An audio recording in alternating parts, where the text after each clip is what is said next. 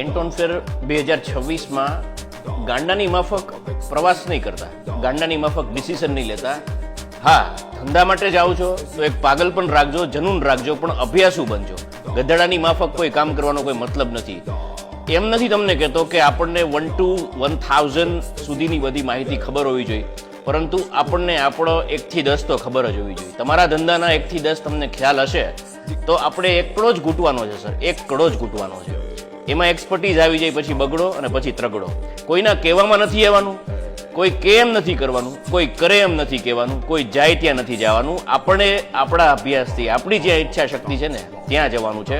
આજે કેન્ટોન ફેર છે, આવનારો ટાઈમ મે બી 2 વર્ષ, 5 વર્ષ, 7 વર્ષ, 10 વર્ષ ભારતનો આવે, ઇન્ડિયાનો આવે. અને ઓફકોર્સ આવનારા ટાઈમની અંદર ઘણા બધા એવા ઇન્ફ્રાસ્ટ્રક્ચર છે, ઓવરનાઇટ કોઈ વસ્તુ ચેન્જ થતી નથી, પણ ઓફકોર્સ આવનારા ટાઈમની અંદર ડેફિનેટલી એ જગ્યા ઉપર આપણે આવીશું જ. આજે નહીં તો કાલે, કાલે નહીં તો પછી, પછી નહીં તો 1 વર્ષ પછી, પણ એક દિવસ જરૂર. તો ધંધો એ ટાઈપનો સેટ કરો કે જેમાં 5 વર્ષની મિનિમમ આયુષ્ય હોય, 5 વર્ષ, 10 વર્ષ. જરૂરી નથી કે એકાદ વર્ષની અંદર કોઈ પણ તમે રૂપિયાવાળા થઈ જાઓ. એટલે એવી ગળાકા હરીફાઈ નથી કરવાની જરૂર, એવી હરીફાઈની અંદર ઉતરવાની જરૂર નથી જેમાં હંમેશા સંઘર્ષ જ હોય. આજે એવો ધંધો તમે પસંદ કરો કે જેની આયુષ્ય હોય. તમે હેલ્ધી કોમ્પિટિશન કરો, દેટ ઇઝ કમ્પ્લીટલી ફાઇન. એની અંદર માર્જિન હોય, બજાર હોય,